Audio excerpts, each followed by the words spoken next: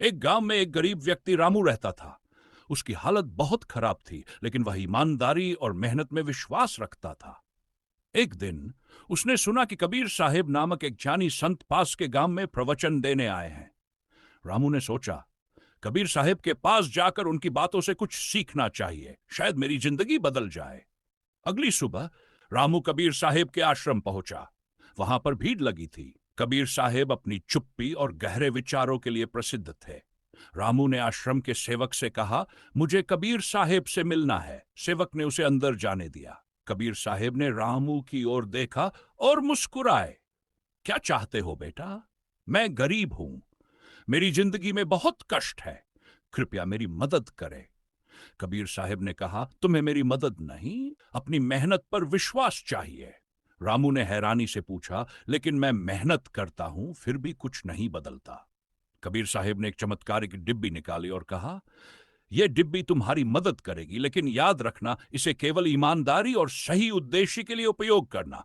रामू ने डिब्बी ली और घर लौट आया। उसने डिब्बी खोलकर देखा तो उसमें एक कागज था।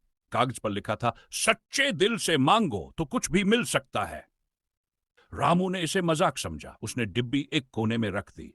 लेकिन उसी रात उसे एक सपना आया जिसमें कबीर साहिब ने कहा, डिब्बी का सही उपयोग करो। अगले दिन रामू ने सोचा, अगर यह सच है तो मुझे कुछ सोने के सिक्के चाहिए। उसने डिब्बी से मांगा और चमत्कार हुआ। उसके सामने सोने के सिक्के आ गए। रामू खुशी से उछल पड़ा। उसने सोचा, अब मैं अमीर हो जाऊंगा। धीरे धीरे रामू ने डिब्बी का उपयोग और अधिक धन कमाने के लिए करना शुरू किया। लेकिन जल्द ही उसकी इच्छाएं लालच में बदल गईं। रामू ने अपने गांव के लोगों की मदद करने के बजाय अपने लिए बड़े घर, गहने और सुख सुविधाएं जुटाना शुरू कर दिया। कबीर साहिब को यह बात पता चली। उन्होंने सोचा, अब समय आ गया है रामू को सबक सिखाने का। एक दिन रामू ने डिब्बी से और अधिक धन मांगा, लेकिन डिब्बी ने काम करना बंद कर दिया। रामू परेशान हो गया। वह वापस कबीर साहिब के पास गया और बोला, यह डिब्बी काम क्यों नहीं कर रही? कबीर साहिब ने गंभीरता से कहा, डिब्बी केवल उन्हीं के लिए काम करती है जो सच्चे दिल से दूसरों की भलाई चाहते हैं। तुमने लालच किया, इसलिए इसका जादू खत्म हो गया। रामू को अपनी गलती का एहसास हुआ। उसने कबीर साहिब से माफी मांगी।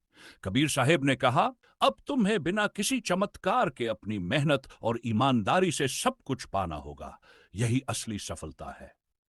रामू ने कबीर साहिब की बात मान ली और सच्चे दिल से मेहनत करने लगा। धीरे धीरे उसकी जिंदगी में खुशहाली लौट आई। अगर आपको हमारी कहानी अच्छी लगी हो तो इसे लाइक करें और हमारे चैनल को सब्सक्राइब करना ना भूलें।